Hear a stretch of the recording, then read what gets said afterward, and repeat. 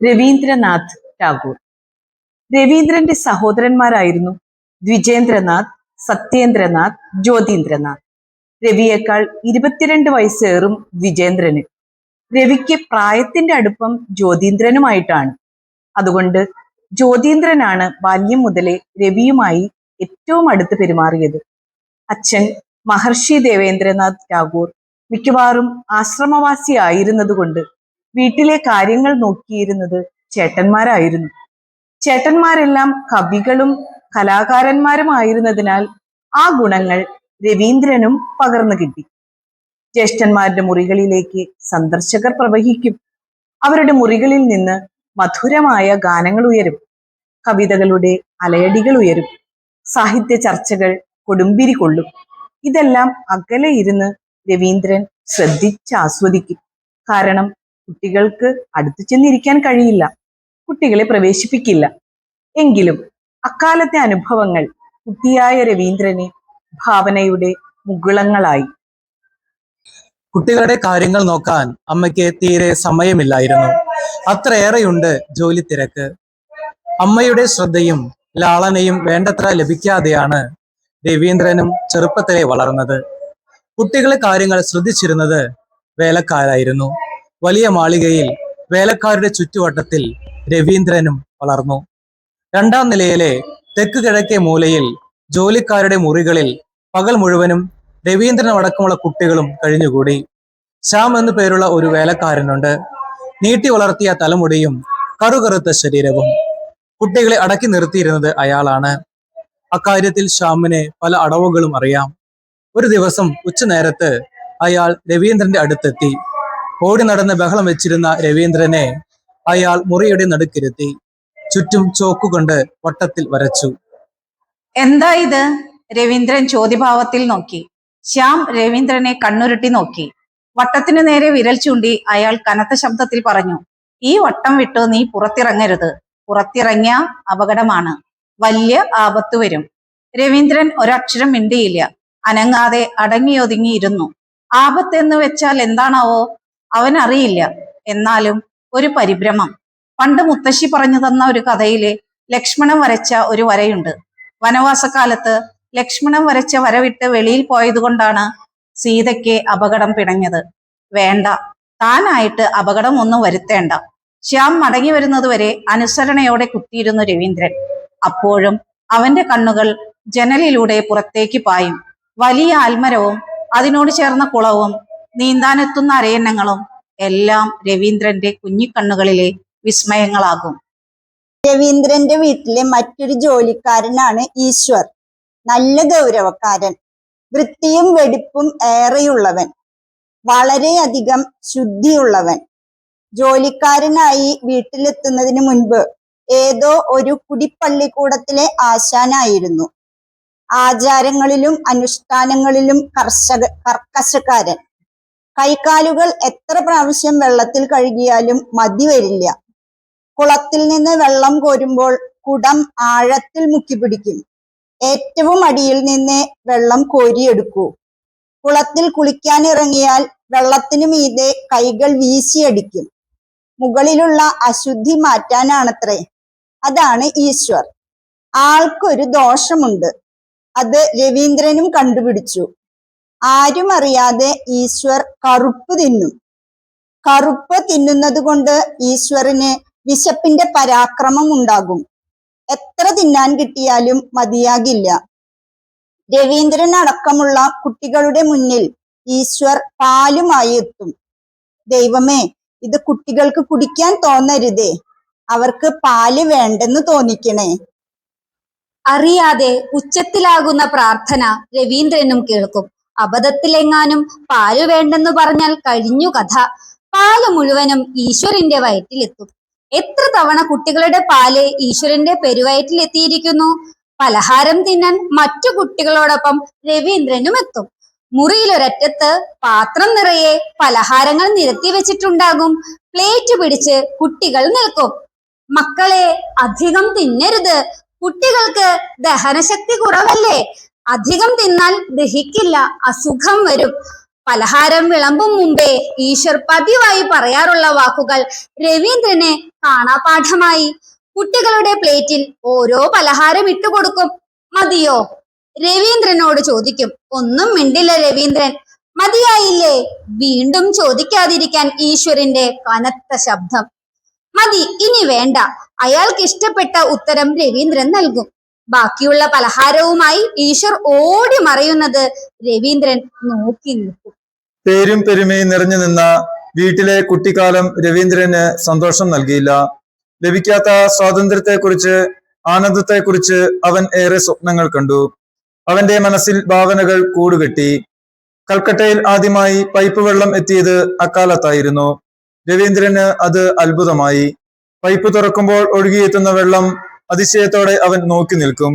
ആരും കാണാതെ അച്ഛന്റെ കുളിമുറിയിൽ കയറും, പൈപ്പ് തുറക്കും. പിന്നെ വെള്ളം വന്നു വീഴുന്ന താളത്തിലലിഞ്ഞ് കുളിയായി. ഏറെ നേരം കുളിച്ചു നിൽക്കൽ അവന്റെ വിനോദമായി. പ്രഭാതത്തിൽ ഉറക്കമുണർന്നാൽ നേരെ പൂന്തോട്ടത്തിലേക്ക് ഓടും.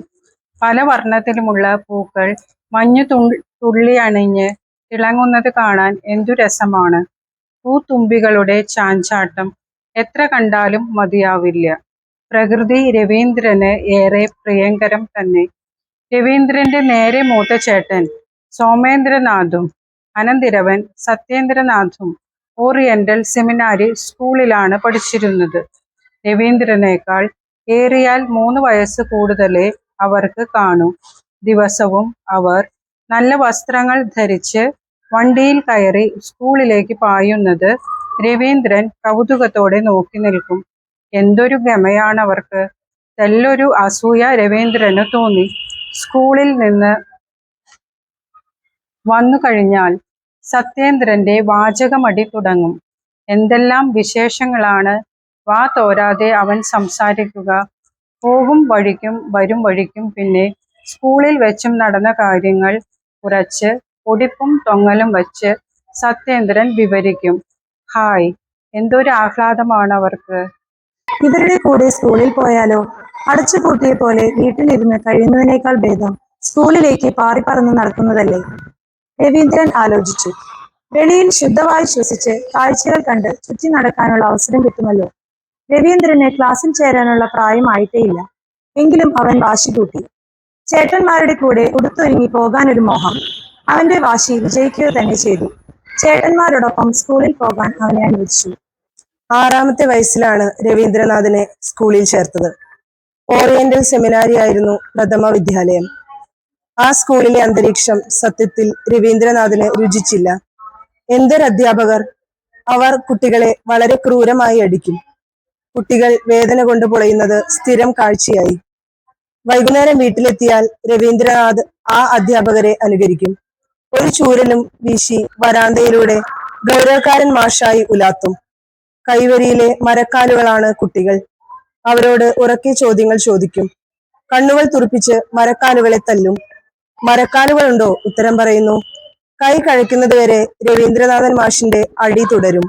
കൽക്കത്തയിലെ നോർമൻ സ്കൂളിലാണ് പിന്നീട് രവീന്ദ്രനാഥിനെ ചേർത്തത്. അവിടെയും പഠനം വിരസം തന്നെ.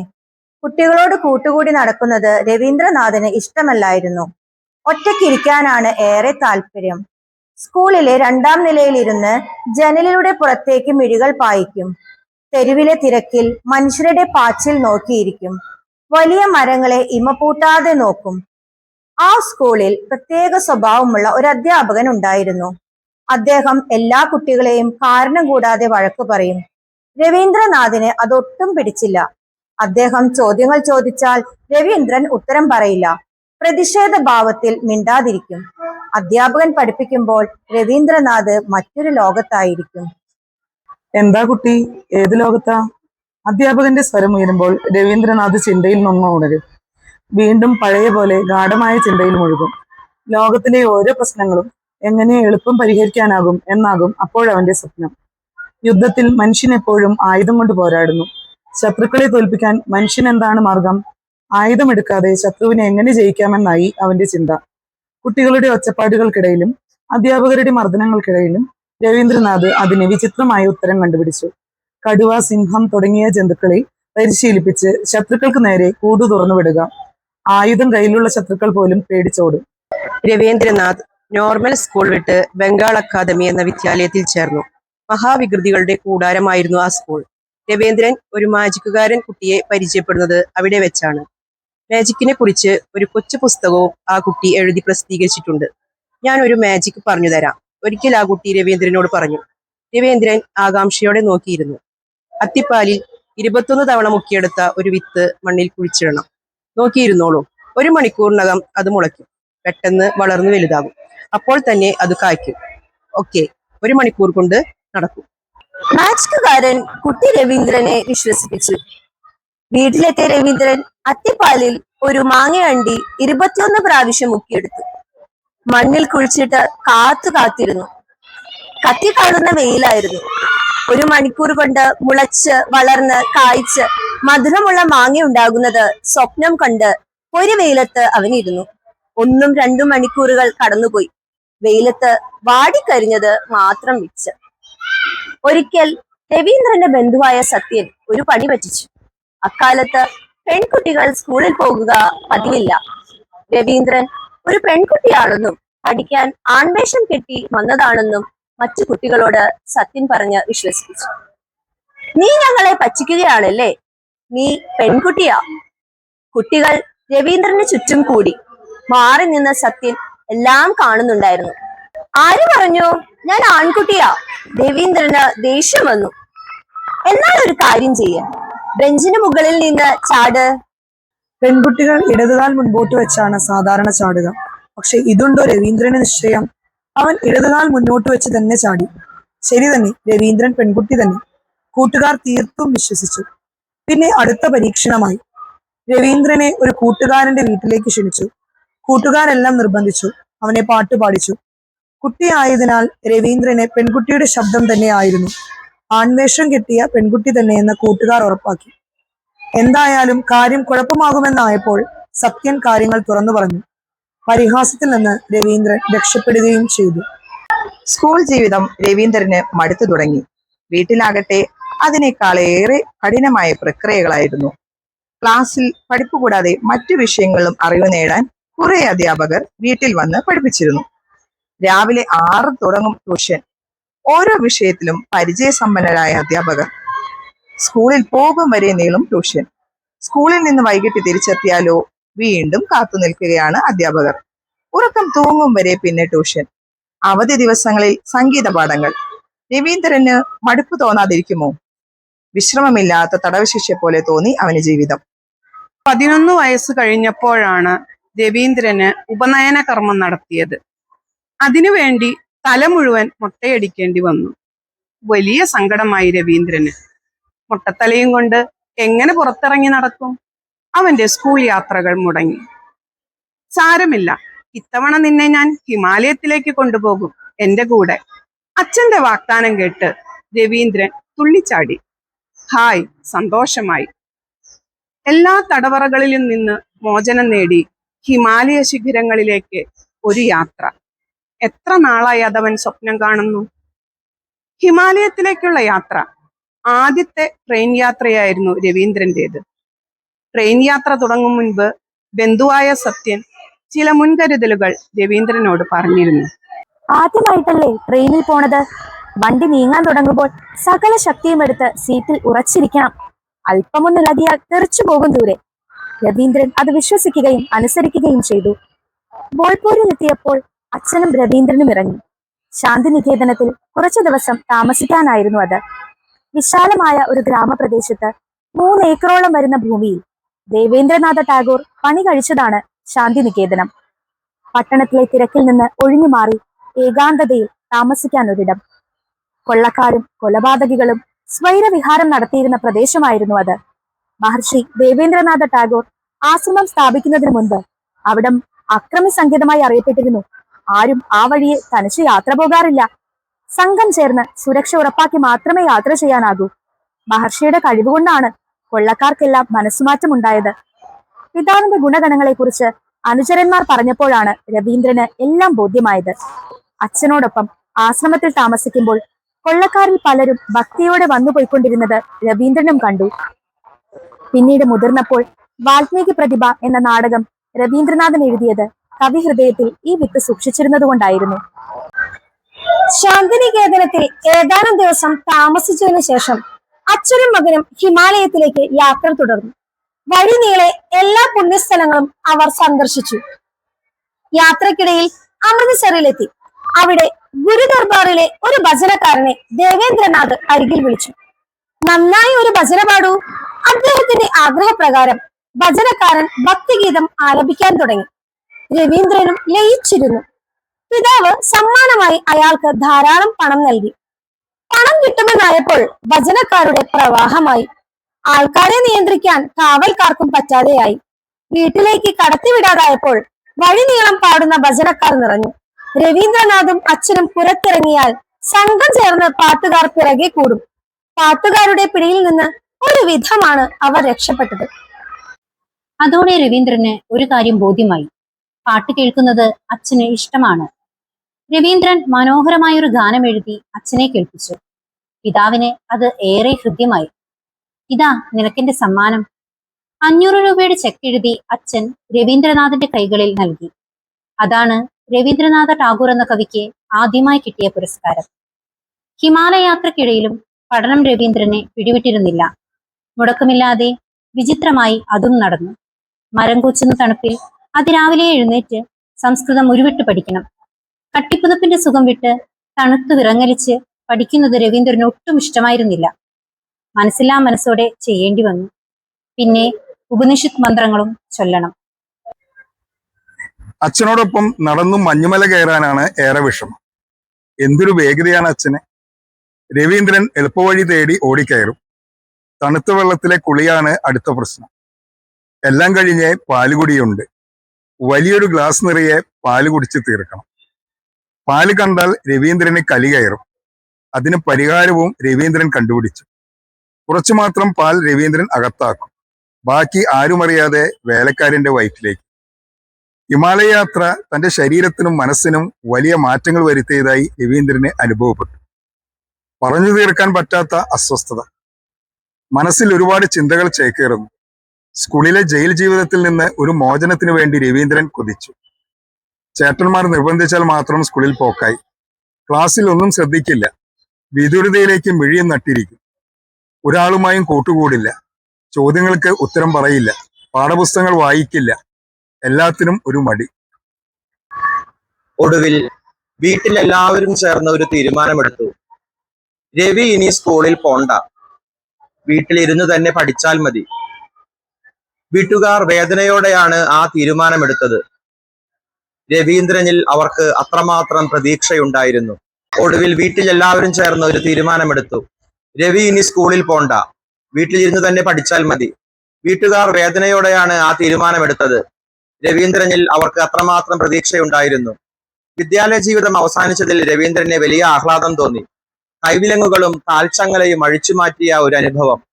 സ്കൂളിന്റെ ചുമരുകൾക്കുള്ളിൽ തളച്ചിട്ട പഠന ജീവിതം ഇനി വേണ്ടല്ലോ. ഇഷ്ടമുള്ളത് വായിക്കാം, തോന്നുന്ന പുസ്തകങ്ങൾ പഠിക്കാം, തോന്നുന്ന സമയത്ത് വായിക്കാം. സമയക്രമം ഒന്നുമില്ല. രവീന്ദ്രനെ ബംഗാളിയും സംസ്കൃതവും പഠിപ്പിക്കുവാൻ പാണ്ഡിത്യമുള്ള അധ്യാപകരെ നിയോഗിച്ചു. കുട്ടിയുടെ താല്പര്യം അറിഞ്ഞാണ് അവർ പഠിപ്പിച്ചത്. പഠനത്തിന്റെ പുതിയ ലോകം രവീന്ദ്രൻ കണ്ടു. അനന്തരവൻ ജ്യോതിന്ദ്രനാണ് രവീന്ദ്രനെ കവിത എഴുതുവാൻ പ്രോത്സാഹിപ്പിക്കാറ്. നോർമൽ സ്കൂളിലെ വിദ്യാർത്ഥിയായിരിക്കെ രവി കവിതകൾ കുത്തിക്കുറിക്കുമായിരുന്നു. അടുത്തറിയാവുന്ന കൂട്ടുകാരും അവന്റെ കവിതകൾ വായിക്കും. ചില അധ്യാപകർക്കും അതറിയാം. അക്കാലത്ത് ജ്യോതിന്ദ്രൻ ഷേക്സ്പിയറിന്റെ നാടകങ്ങൾ പഠിച്ചിരുന്നു. നാടകത്തിൽ വികാരനിർഭരമായ ഭാഗങ്ങൾ ഉറക്കെ ലയിച്ച് ചൊല്ലി അഭിനയിച്ച് രവീന്ദ്രനെ കേൾപ്പിക്കുമായിരുന്നു. ആ അനുഭവങ്ങൾ രവിയുടെ മനസ്സിൽ ഭാവനകൾ വിരിയിച്ചു. എന്റെ കവിതകൾ കുത്തിക്കുറിച്ച പുസ്തകം ജ്യോതീന്ദ്രൻ തട്ടിപ്പറിച്ചു. ആ പുസ്തകം എനിക്ക് താ. രവീന്ദ്രൻ പുറകെ കൂടി. ജ്യോതീന്ദ്രൻ പുസ്തകം നൽകിയില്ല. വീട്ടിലുള്ളവരെ എല്ലാം വിളിച്ചിരുത്തി ജ്യോതീന്ദ്രൻ കവിത വായിക്കാൻ തുടങ്ങി. ഷേക്സ്പിയർ നാടകം അവതരിപ്പിക്കുന്നത് പോലെ കൈകൾ കൊണ്ട് ആംഗ്യം കാട്ടി ഈണത്തോടെ താളത്തോടെ രവീന്ദ്രന്റെ അക്ഷരങ്ങൾക്ക് ശബ്ദത്തിന്റെ ജീവൻ നൽകി. കേൾക്കാനിരിക്കുന്നവരുടെ കൂട്ടത്തിൽ രവിയുടെ അച്ഛന്റെ സ്നേഹിതനായ ഒരു പത്രാധിപരുണ്ടായിരുന്നു, നവഗോപാൽ ബാബു. ദേവേന്ദ്രനാഥ ടാഗോർ മകന്റെ കവിതാവാസനയെക്കുറിച്ച് പത്രാധിപർ പറഞ്ഞാണ് അറിയുന്നത്. 10 വയസ്സുകാരൻ രവീന്ദ്രനെ അച്ഛൻ അരികിൽ വിളിച്ചു. മോനൊരു കവിത ചൊല്ല്. തെല്ലൊരു മടിയോടെയാണെങ്കിലും മധുരനാദത്തിൽ അവൻ പാടി. മകനിലെ കവിഭാവന അച്ഛനെ പുളകച്ചാർ തണിയിച്ചു. ദേവേന്ദ്രനാഥ് ടാഗോർ മകനെ കെട്ടിപ്പിടിച്ച് അഭിനന്ദിച്ചു. അവന് സമ്മാനവും നൽകി. രവീന്ദ്രന്റെ ജ്യേഷ്ഠന്മാരായ ദ്വിജേന്ദ്രനാഥും സത്യേന്ദ്രനാഥും കവിത്വമുള്ളവരായിരുന്നു. ചെറുപ്പം മുതലേ അവരും കവിതകൾ എഴുതും. ഇവരുടെ പരിശ്രമത്താൽ കൽക്കത്തയിൽ ആണ്ടുതോറും ഹിന്ദുമേള നടക്കും. 2-3 ദിവസം നീണ്ടു നിൽക്കുന്ന വലിയ ഉത്സവമാണത്. ദേശീയ ഗാനങ്ങൾ പാടുക, കവിതകൾ ചൊല്ലുക, ദേശാഭിമാനികളെയും പണ്ഡിതന്മാരെയും ആദരിക്കുക തുടങ്ങിയവ ഹിന്ദുമേളയുടെ ഭാഗമാണ്. നല്ല നല്ല പ്രസംഗങ്ങൾ, നാടകങ്ങൾ മേളയിലുണ്ടാകും. അത്തരമൊരു ഹിന്ദുമേളയ്ക്കാണ് രവീന്ദ്രൻ എന്ന കൊച്ചുകവിയുടെ അരങ്ങേറ്റം നടന്നത്. രവിക്ക് അന്ന് 14 വയസ്സാണ് പ്രായം. അവൻ എഴുതിയ കവിത മേളയുടെ വിസ്മയമായി. കവിതയുടെ താളവും ലയവും അക്ഷരങ്ങളുടെ വിന്യാസവും ആശയവും സദസ്സിനെ നന്നായി ആകർഷിച്ചു. സദസ്സിലെ മുൻനിരയിൽ ബങ്കിം ചന്ദ്ര ചാറ്റർജി, സുരേന്ദ്രനാഥ ബാനർജി തുടങ്ങി ബംഗാളിലെ വലിയ സാഹിത്യകാരന്മാരുടെ സാന്നിധ്യമുണ്ടായിരുന്നു. പിറ്റേന്നു പത്രങ്ങളിൽ രവീന്ദ്രന്റെ കവിത പ്രത്യേകമായി പ്രസിദ്ധീകരിക്കപ്പെട്ടു. ഹിമാലയത്തിന്റെ കൊടിമുടിയിലിരുന്ന് വേദവ്യാസ മഹർഷി ഭാരതത്തിന്റെ ഇന്നത്തെ അധപതനമോർത്ത് വിലപിക്കുന്ന രൂപത്തിലാണ് രവീന്ദ്രന്റെ കവിതയുടെ ആശയം ജ്വലിച്ചു നിന്നത്. കൽക്കത്തയിലെ ചരിത്ര പുരുഷനായ രമേശ് ചന്ദ്രദത്തിന്റെ മകളുടെ വിവാഹം നടക്കുന്ന സമയം. എല്ലാ പ്രമുഖന്മാരും കല്യാണത്തിന് എത്തിച്ചേരുന്നുണ്ട്. കൂട്ടത്തിൽ ബങ്കിം ചാറ്റർജിയും ഉണ്ട്. രമേശ് ചന്ദ്രദത്ത് ഓടിയെത്തി അദ്ദേഹത്തെ പൂമാലയിട്ട് ആദരപൂർവ്വം സ്വീകരിച്ചു. തൊട്ടുപുറകിൽ രവീന്ദ്രൻ നിൽക്കുന്നുണ്ടായിരുന്നു. ബങ്കിം ചന്ദ്രൻ തന്റെ കഴുത്തിൽ നിന്നും പൂമാല ഊരി രവീന്ദ്രന്റെ കഴുത്തിൽ അണിയിച്ചു. നോക്കൂ രമേഷ്, ഈ കുഞ്ഞു കഴുത്തിലാണ് ഈ മാല നന്നായി ചേരുക. ഈ കുട്ടിയുടെ സന്ധ്യാസംഗീതം വായിച്ചിട്ടില്ലേ? ബങ്കിം ചന്ദ്രന്റെ പ്രശംസയിൽ രവീന്ദ്രന് അഭിമാനം തോന്നി. അക്ഷരപൂജയിലൂടെ ഭാരതാംബയുടെ ശിരസിൽ അഭിമാനത്തിന്റെ മാല്യം രവീന്ദ്രൻ അണിയിച്ചതിന് കാലം സാക്ഷിയായി. വിശ്വമഹാകവിയായി ജ്വലിച്ചു നിന്ന് ലോക സാഹിത്യത്തിന്റെ ഉന്നത സിംഹാസനം ഈ ഭാരതപുത്രൻ നേടിയതിനും ചരിത്രം സാക്ഷിയായി.